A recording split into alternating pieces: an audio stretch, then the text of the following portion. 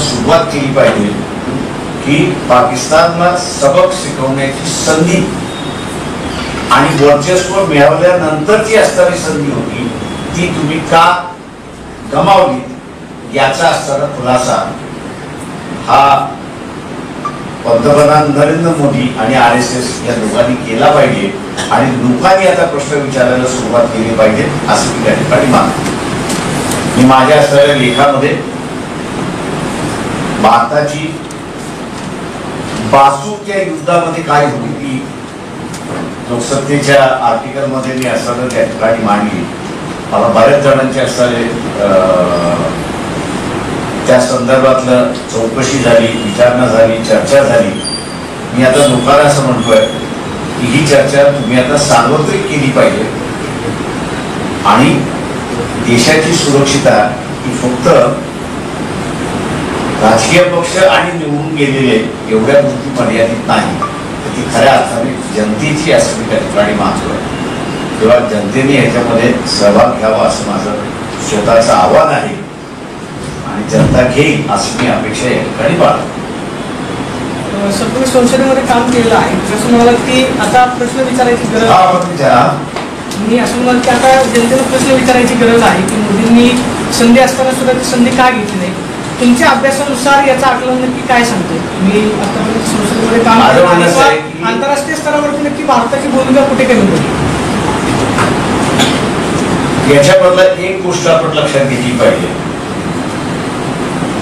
की या पाकिस्तान बरोबरच्या संघर्षात, मी त्याला युद्ध म्हणत नाही, त्याला संघर्ष म्हणतोय मोठा म्हणून, त्या संघर्षाच्या अगोदर पंतप्रधान नरेंद्र मोदी अनेक देशामध्ये गेले, पण या युद्धामध्ये भारताच्या बाजूने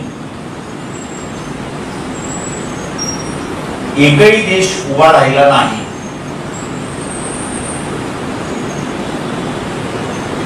याची माझ्या नजरनं कारणं जी आहेत ती पहिल्यांदा सरकारने मांडली पाहिजेत असं मी त्या ठिकाणी मानतो. नरेंद्र मोदींच्या असणाऱ्या ज्या इतर देशामध्ये भारतीय जनता जी बसलेली आहे त्यांच्या ज्या सभा झाल्या आणि त्या सभेच्या निमित्ताने तिथल्या सरकारला एवढी मोठी भारतीय जनता आपल्या देशामध्ये आहे, उद्या ही बगावत करायला उतरली तर आपल्या देशाला ही डिस्टर्ब करू शकते आणि म्हणून भारताचं आंतरराष्ट्रीय वर्चस्व कमी व्हावं म्हणून त्यांनी असणारं शांतता बाळगली आणि भारताला पाठिंबा दिला नाही अशी असणारी परिस्थिती आहे. त्या मला वाटतं बऱ्याच फ्रंटवरती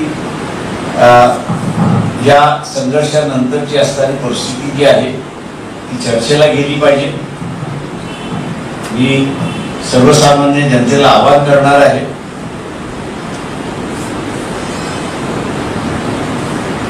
की आपल्या वाडवडिलांचा असणारा धर्म हा कोणी सोडत नाही. त्याच्यामध्ये धर्मावरती असणारा फार मोठं संकट आलंय असा जो प्रचार केला जातोय तो फसवा आहे. खरं संकट जे आहे ते या युद्धानंतर निर्माण झालेली असणारी जी परिस्थिती आहे ती परिस्थिती फार महत्वाची असं मी त्या ठिकाणी मानतो आणि त्याची चर्चा झाली पाहिजे असं मला वाटतं. पाकिस्तानचं जे नुकसान झालेलं आहे त्याच्यावरती बरीच चर्चा होती. मात्र राहुल गांधींनी आधी मागणी केलेली होती किंवा विशेषतः जे आपले CDS आहेत त्यांना प्रश्न विचारण्यात आला की आपलं भारताचं किती नुकसान झालेलं आहे त्याच्यावरती त्यांनी उत्तर देणं टाळलेलं आहे. तुम्ही काय मोदींकडे मागणी करताय का किंवा जे आपले आर्मीचे जवान शहीद झालेले आहेत, अधिकारी त्याच्यामध्ये शहीद झालेले आहेत किंवा जे LOC वरती जवळपास 40 लोकांचा मृत्यू झाला त्याची माहिती अद्यापर्यंत अधिकृतरित्या पोहोचलेली ते पहिल्यांदा जे बॉर्डर म्हणजे आर्मी तशी डिप्लॉय केली नव्हती, पण डिप्लॉय केलेली जी आर्मी होती त्या डिप्लॉय केलेल्या आर्मी मधले असणारे अनेक सोल्जर्स आणि अधिकारी हे शहीद झाले याच्याबद्दल दुमत नाही, त्यांची नावं माझ्यानंतर बहुतेक आलेली आहेत. याच्यातला जो एक सिरियस प्रश्न आहे असं मी त्या ठिकाणी मानतोय, आणि तो म्हणजे अग्निवीरांचा प्रश्न आहे, ज्याची एक केस मुंबईमधले असणारे म्हणजे मुंबई कर्नाटकमध्ये पण मुंबईमध्ये राहतात नायक म्हणून जे आहे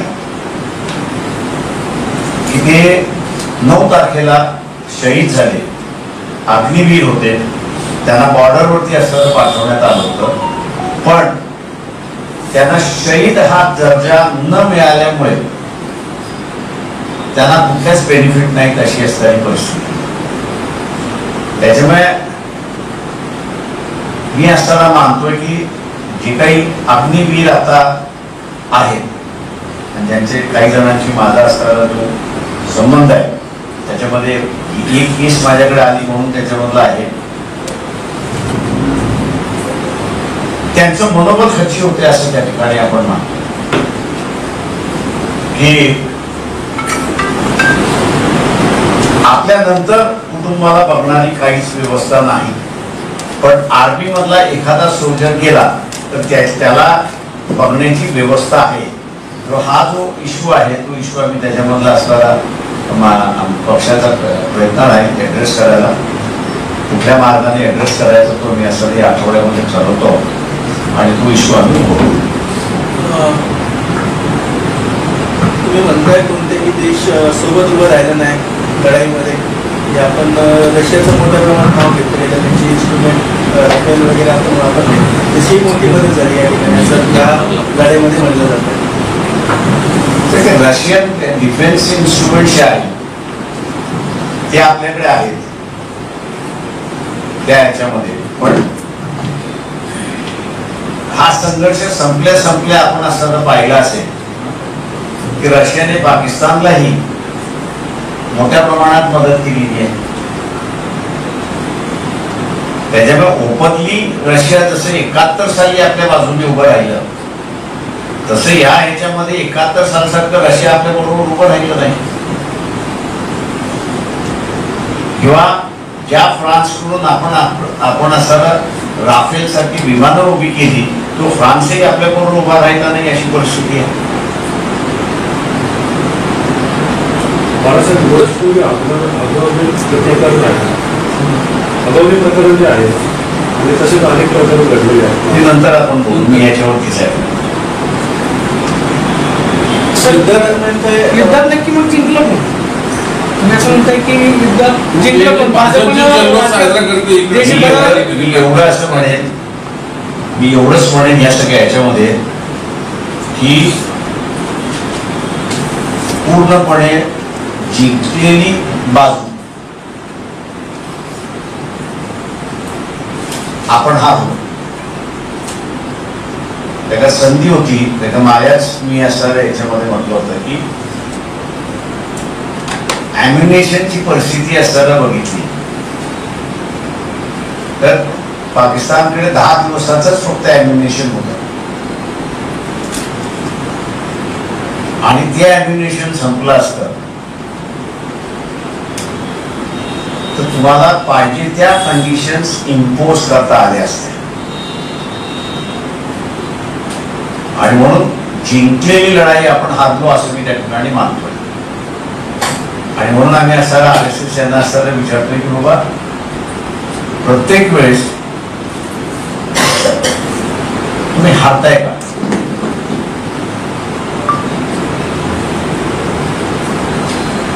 पाकिस्तान बरोबर प्रत्येक वेळेस तुम्ही हारताय का याचा खुलासा. दबाव होता का काय पंतप्रधानावरती दबाव? शेवटी माझं म्हणणं असं आहे की तुम्ही ह्या देशाचे पंतप्रधान, या देशाच्या जनतेचा दबाव काय होता, वन्स अँड फॉर ऑल हा इश्यू संपून टाका. तो दबाव महत्वाचा आहे की ट्रम्पचा दबाव महत्वाचा? युद्ध तोच बाळासाहेब. ट्रम्प जगाला सांगतो की हे संपलं युद्ध, बाकी आम्ही जाहीर करतो. याचा अर्थ मी असं करतो की ट्रम्पनी असं म्हटलं की कॅनडा आमचा असताना 51 स्टेट होईल. ट्रम्प कॅनडाला 51 स्टेट काही करू शकला नाही, पण त्यांनी इनडायरेक्टली भारताला 51 स्टेट करून टाकलं एवढं नक्की आहे. जगाला ट्रम्पकडनं कळते हे दोघांना विरुद्ध संपले. ट्रम्पकडून कळतंय, पंतप्रधानांनी अजून कुठेच सांगितलेलं नाही की संपलेलं नाही. ना पाकिस्तानने सांगितलं ना भारताने सांगितलं की आपण मी असं म्हणेन की एक पाकिस्तानने डिक्लेअर केलं की आमच्याकडून सीज व्हाय. ते ट्रम्पने केल्यानंतर त्यांनी स्वतःहून त्यांची जी वीकनेस होती सगळी, आणि आपण ज्याला असं म्हणतो की तुम्ही जर स्वामीला ऐकलं असेल, सुब्रमण्यम स्वामीचे आता ती नवीन आलेली यूट्यूब जर ऐकली असेल तर त्या सगळ्या ह्याच्यामध्ये तुम्हाला एक संधी होती की 1971 रिपीट करण्याची संधी होती. त्या ह्याच्यामध्ये ती संधी तुम्ही हरवली. त्याच्यामुळे त्यांचा विजय झाला आणि तुमचं नुकसान झालं. मात्र ट्रम्प खिल्ली उडत होते की जर तुम्ही थांबवलं नाही तर आम्ही तुमच्या सोबतचा व्यापार बंद करू. त्याच्यामुळे हे झालं. प्रश्न असा आहे की आपला व्यापार किती आहे आणि कसला व्यापार आहे? खाण्यापिण्याचा तर व्यापार नाही. आपण आता जगावरती खाण्यापिण्यासाठी आपण नाही घेऊ. स्पेस टेक्नॉलॉजी आहे ती असली काही नसली काही लोक जगतात, स्वतःहून डेव्हलप करता येते. पण आंतरराष्ट्रीय राजकारणात घाबरल्याचं होतंय का? म्हणजे सगळ्या ह्याच्यात आंतरराष्ट्रीय राजकारणामध्ये भारताने कुठेतरी पाठीमागे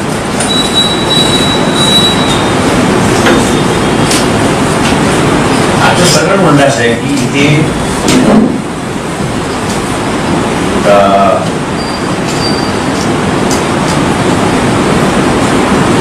नेतृत्व हे सगळ्यात महत्वाचं आहे असं मी त्या ठिकाणी गल्लीतल्या दादागिरी गल्लीतल्या मारामारीमध्ये सुद्धा आपण असं जर पाहिलं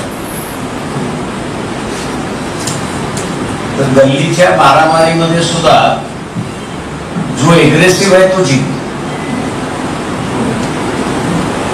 आणि जो एग्रेसिव्ह राहत नाही त्याला आपण काय म्हणतो, काय गांडुगिरी करतोस, गांडुगिरी केली सोडून तो हरलास. ही जी गल्लीतल्या लढाईची जी आहे व्यथा आहे ती मोठ्या लढाईमध्ये सुद्धा ती आहे. तुम्ही माघार का घेतली? तुम्ही जिंकत असताना तुम्ही माघार का घेतली याचा खुलासा पहिल्यांदा झाला आणि तुम्ही माघार घेतली म्हणजे तुम्ही गांडुगिरी केली.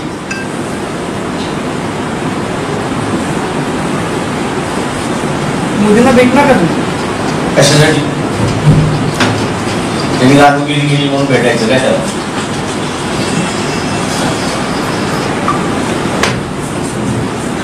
सगळ्यात महत्वाचं तुम्ही सगळेजण मिस झालं ते मी तुम्हाला सांगतो. विड्रॉलच्या थांबल्यानंतर दुसऱ्या दिवशी 2 दिवसानंतर तिन्ही आर्मी वाल्यांचे असतात म्हणजे एअरफोर्स, नेव्ही आणि आर्मी यांची प्रेस कॉन्फरन्स आहे. याच्या अगोदरपर्यंत पाकिस्तानमध्ये किती ट्रेनिंग सेंटर्स होते आपल्याला माहित होते का? अजिबात माहित नव्हतं. त्यांनी पहिल्यांदा डिस्क्लोज केलं की 91 ट्रेनिंग सेंटर्स आहेत आणि त्या 91 पैकी फक्त 9 आम्ही उडवू शकलेलो आहोत या 2 दिवसामध्ये. बिटवीन दी लाईन्स जर रीड करायचं म्हटलं तर आर्मीचा जो राग होता, जे सिक्रेट होतं गव्हर्नमेंट, हे त्यांनी बाहेर काढलं की किती ट्रेनिंग सेंटर्स आहेत आणि लोकांना त्यांनी असताना सांगितलं की एवढे सेंटर्स अजून शिल्लक आहेत की जे ते उद्ध्वस्त केल्याशिवाय टेररिस्ट अटॅक भारतावर थांबणार नाही.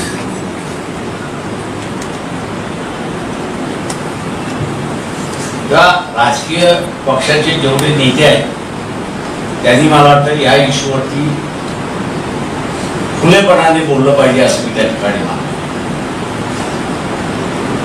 श्वेतपत्रिका काढणार आहेत असं कळतं कारण त्या चांगली गोष्ट आहे, पण त्याच्यामध्ये तुम्ही थांबलात का हे सगळ्यात मोठं कारण आहे.